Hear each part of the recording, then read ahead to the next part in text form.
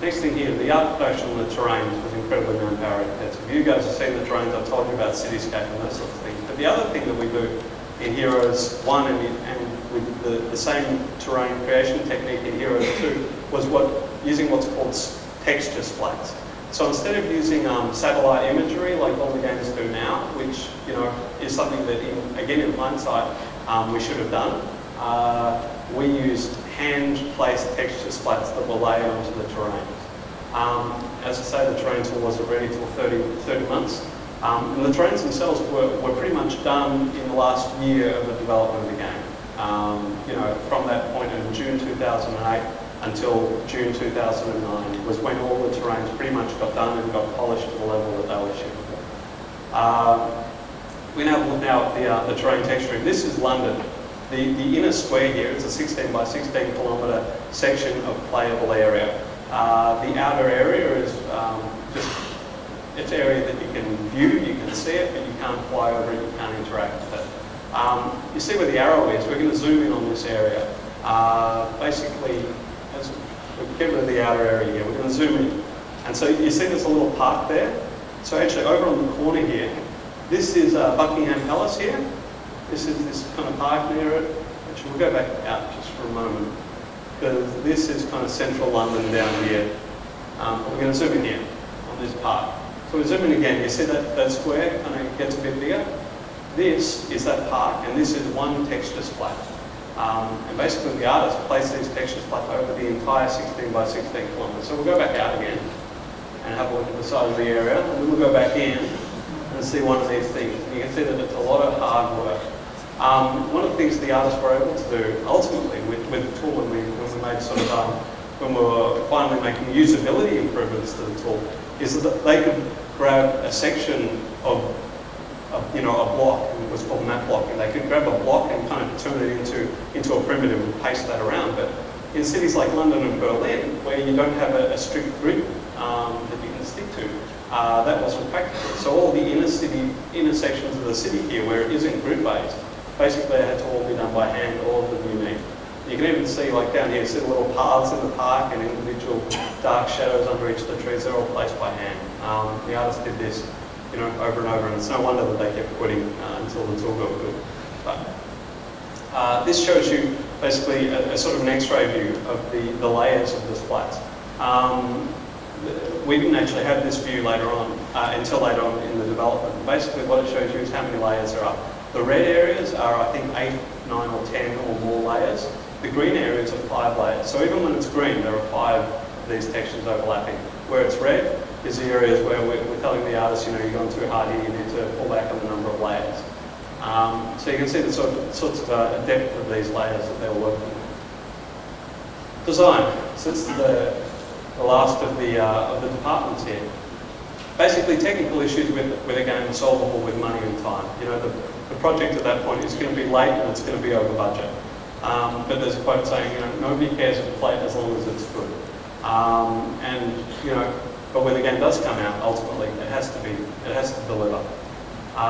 So pick out a few key issues with Heroes on the design side, which are things that went wrong. The first of these is story engagement. And I'm just going to run through these pretty rapidly. Heroes of Europe has no clear protagonist. You have 3 squadrons, you have 3 different characters, you have 4 squadrons, 3 different characters you play through it. But there's no clear protagonist. There's no one that the player identifies with clearly and is their kind of avatar through the game as the person that they're playing and engaging in the game with. There's no antagonist either. There's no bad guy who is your nemesis through the game. Normally, in a game you'll have, the bad guy who pops up at the start and pops up through it and taunts you and teases you and kills your loved one and, in the end you blow their head off or whatever it is, right? In Heroes we didn't have that guy. We didn't have someone who gives the player a reason to want to fight. We also had no real plot in Heroes. The plot is the war, but for the individual characters, they don't have something which is driving them. They don't have the story that drives them. In Heroes of the Pacific, the plot was incredibly rudimentary. It was so basic. It was just, your brother was killed at Pearl Harbor on a ship, and he was killed by this elite Japanese squadron, and the leader of that squadron is your antagonist, And the story is revenge. All it is you want to kill this guy. But it's a story, right? As simple as it is, and it didn't need anything more elaborate than that. But here we didn't end up with that. We just got the actual war as the story. You know, we follow the course of the war. Last thing here is there's no real climax. There's no final thing that you do. Late in the development of the game, where the last mission is the bombing of Berlin, right? So you escort some bombers in. We added in the big Tempelhof airport as this objective right at the end, where you would blow up the airport as kind of this symbol of the Luftwaffe and destroying the Luftwaffe. But it didn't work very well, and it wasn't really climactic because there wasn't a bad guy you were fighting at the same time. So all in all, cumulatively, these mean that the players and reviewers found the game unengaging. You know, they play it and they go, meh, you know, I'll go play something else. They go play Call of Duty or whatever the kids are playing these days. Gameplay structure. Mentioned already that we recognise the lack of gameplay variety. But Heroes over Europe had a huge deficiency in the sorts of things that we allow the player to do through the game. We don't have dive bombing, we don't have recon photos, you can't steal planes, you can't land planes, you can't do stealth objectives, you can't blow up ship bosses. What you can do is you can dogfight, you can torpedo bomb, and you can, you know, protect things and you can attack things. But you don't have all of this other stuff that gives players something else to do through the course of the game. And this is something that you'll see in the reviews coming up. The other thing that the gameplay structure fell down on is that in following the course of the war, for a player playing a flying game, the first half of the war was really boring, right? All you're doing is you're defending against German attacks on British soil. So what you're doing is you're defending against planes flying over and bombers, and sometimes you blow up some stuff. You're never offensive, you're never on the front foot, you just defend all the time. And what players want to do is they want to blow stuff up. And it's not until the second half of the game, very late in the game, that you get these great missions where you do get to blow stuff up. Like the Battle of the Bulge mission, where, you know, there's hundreds of tanks to blow up, or the Operation Jericho mission, where you get to break some guys out of a prison in France or Belgium or somewhere. And those are the sorts of things that we should have tried to put earlier in the game as well as late in the game to break up the mission structure and give people some more interest. I'm going to go really fast here actually. Ace Kill was it was the big new feature for Heroes. It's a nice concept, you know, to have this kind of sniper shot in the sky. I think Andy has covered this well enough yesterday in Ace Kill, but basically it wasn't integrated well enough into the game, and it's usually quicker just to shoot guys down and use Ace Kill.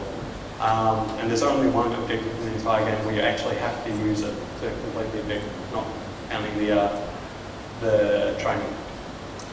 For resource use, basically in the game we have 8 terrains across 14 missions. 5 of those terrains are used exactly once. 3 of them here, you know, London and Dover is 3 times each, Berlin is used twice. Basically it's poor resource use. Even though we were cutting missions out of the game, we were cutting missions because the terrains couldn't be completed, not because the missions couldn't be built. When we cut terrains, we should have redistributed missions onto these terrains that only had 1 mission on them. We should have got more use out of the resources. It cost our artists, you know, 6 man-months worth of time to, you know, or more to create each of these terrains, and only a few months to create a mission. We should have doubled up the missions on the terrains that only had 1, and we would have got more value out of it. What went right? I think I originally had one thing here which just said it came out, but I think to be honest, in the last year of the project, we managed to bring it from where it was, which was kind of a troubled project that had a lot of issues, and we made significant improvements over the last year, including technical gameplay improvements, art improvements across the board. We added extra features to improve accessibility and playability. We optimized the hell out of the game with the help of Microsoft and Sony. You know, basically we'd send copies of the game off to these guys, and they come back and tell us exactly where we're losing time on it. And we did over and over these passes with these guys, and you know, reduce the number of instruction calls by more than 50% across them. You know, to get the game running at 30 frames a second. The thing that I regret is no more voice recording to actually get that mission structure and gameplay variety fixed. Pretty cool reception. So the game came out, and the first couple of days, we got a couple of good reviews. We got an IGN review of 75%.